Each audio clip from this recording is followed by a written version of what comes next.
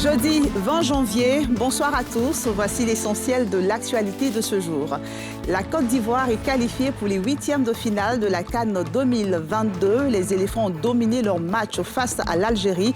Ils ont offert une prestation de qualité. C'est un match haut en couleur. L'ambiance dans les fan zones est à l'image du match, comme vous le verrez dans ce journal. Et puis, il sera question d'ingéniosité, de créativité. Dans ce journal, nous vous présenterons des tableaux d'art fabriqués par un jeune Ivoirien avec des téléphones usés. Avec ces tableaux, il sensibilise et participe à la préservation de l'environnement. 3 jours de deuil national et les drapeaux en berne sur les édifices publics au Libéria. C'est la décision prise par le gouvernement après la mort d'au moins 29 personnes, dont 11 enfants, dans la nuit du mercredi à jeudi à Monrovia, lors d'un mouvement de foule provoqué par des malfrats.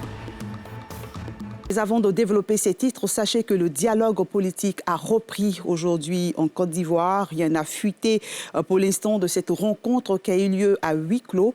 La presse n'était pas conviée à l'ouverture des discussions. Il faudra donc attendre un peu pour avoir des informations sur notamment la présence des partis politiques et le respect de l'ordre du jour annoncé par le gouvernement. Selon le programme communiqué en décembre, la rencontre de ce jeudi devait porter sur la présentation des termes de référence retenus par le gouvernement.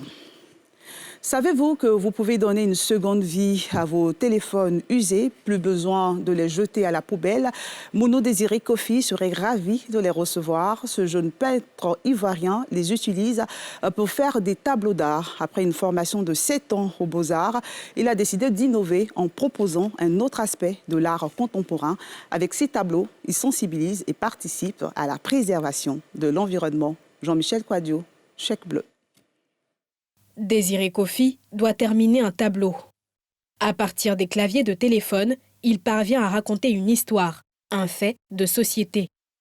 Depuis 2016 qu'il peint, il joint l'utile à l'agréable à travers ses toiles contemporaines. Travailler puis vous prenez votre pause, normalement il est midi. Donc voilà quoi. Paire de ciseaux, clavier de téléphone, pistolet à colle, peinture sont les instruments de base qui servent à la réalisation de ces toiles. Je ne voulais pas vraiment rester dans l'ombre à travers mon talent que j'avais, ne pas rester dans l'ombre en essayant de faire en fait, comme tout le monde, mais essayer de trouver une autre voie qui regroupe 2 choses en fait, y compris le volet recyclage, protection de l'environnement, y compris aussi le sujet ou les cibles que je veux atteindre. En fait. Ça m'a boosté à vraiment travailler dur, réfléchir aussi à quelque chose qui était vraiment nouveau. Et personne n'avait déjà pensé à ça. Et c'est ce qui était ma force et m'a encouragé aujourd'hui à atteindre ce résultat-là. Désiré se rendait dans ce dépotoir d'ordures à Koumassi Campement pour se procurer la matière première, les téléphones usés. Aujourd'hui, l'activité s'est accrue. Il a toute une équipe autour de lui.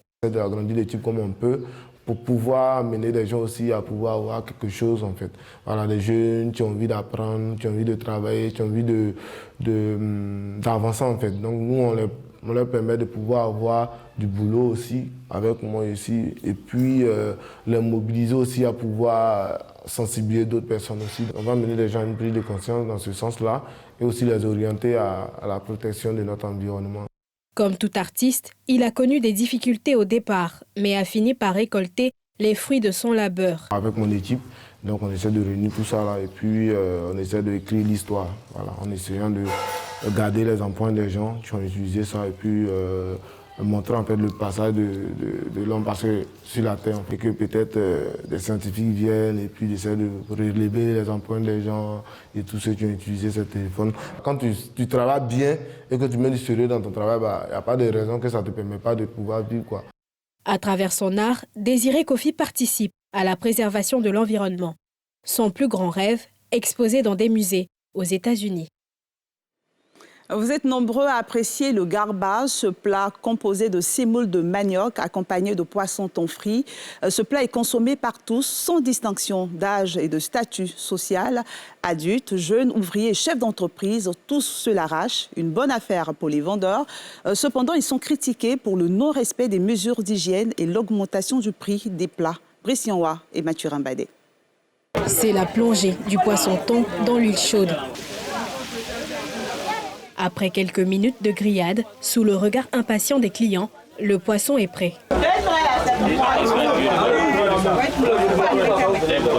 Quand les gars bandits ivoiriens, ils me voyaient l'ambiance, elles sont pareilles. C'est intéressant le fait de voir, se retrouver, manger ensemble, peu importe le titre. Venir goûter un peu les poissons. On dit les midis, c'est ici, c'est le rendez-vous. Toujours. Tous les jours. Tiens, même dimanche, on est là. Fidèle. Il me connaît quand il vient de l'eau. Il dit, ah vous ici, on met et puis garde. C'est le poisson, ça m'est venu piquer. Je vais adhérer 300. On dit après l'effort, le réconfort, et voici notre réconfort. Nous partons maintenant nous rabibocher. Voilà. Nous récréer. Du piment, oignons, tomates fraîches, tout ça. Il faut tout ça pour bien manger le gaba. Il faut dire qu'on mange ensemble encore, c'est encore mieux que de manger seul. Parce que quand tu manges avec ton frère, bon, tu sens un peu l'engouement de la chose. Tu es beaucoup inspiré, quoi. La cherté du poisson et l'hygiène font parfois l'objet de critiques. C'était bon avant, les poissons 100 francs, 150, on venait de débrouiller ici. Maintenant, un poisson à 400, 300, 500. En tout cas, il faut qu'il diminue ces poissons.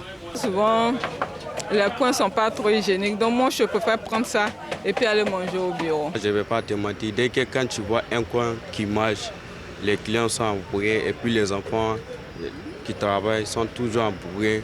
On n'a pas le temps de balayer le coin, tu vois, non. Mais quand ça ne marche pas, tu es assis là, tu vois que tu ne peux rien, tu dois prendre balai, tu balayes le coin. Mais quand tu es occupé, tu n'as pas le temps de balayer. Mais sinon, on n'est pas seul. Si on était seul ou bien on n'est pas propre, c'est vous-même qui va voir. L'hygiène et la modernisation de l'activité, des aspects pris en compte dans ce garbadrum. Peu importe le prix, sur place ou par service de livraison, on a son garba. Je suis fan des plats européens, mais j'ai un penchant pour le garba. J'adore le garba. Et en plus, j'aime bien ce cadre-là parce qu'il est très propre, c'est bien fait, ils savent recevoir. Et puis manger ivoirien aussi, c'est soutenir les entrepreneurs ivoiriens. C'est pas du tout cher, c'est très accessible. De 2 gros morceaux de poisson à 2000, franchement. Non, on n'habite pas loin déjà. Donc en rentrant, on s'est dit, bon, pourquoi pas s'arrêter ici. Et puis j'avais très faim, elle a proposé le garba. Et puis j'ai dit, bon, bonne idée, pourquoi pas. Effectivement, le cadre attire. Donc si l'assiette est encore bonne, c'est mieux, quoi. Quand un client vient, il fait sa commande à la caisse. Et on passe à la cuisinière. Et puis après, il y a quelqu'un, quand on a fini, il y a des gens pour les servir. On voulait que le gaba ne soit pas étiqueté comme étant la nourriture des pauvres, mais que le gaba soit étiqueté comme la nourriture de tout le monde. Le garba, un plat que les Ivoiriens continuent de raffoler malgré les conditions d'hygiène quelquefois déplorables. Ces dernières années, l'activité se modernise avec la créativité des startups. Et on poursuit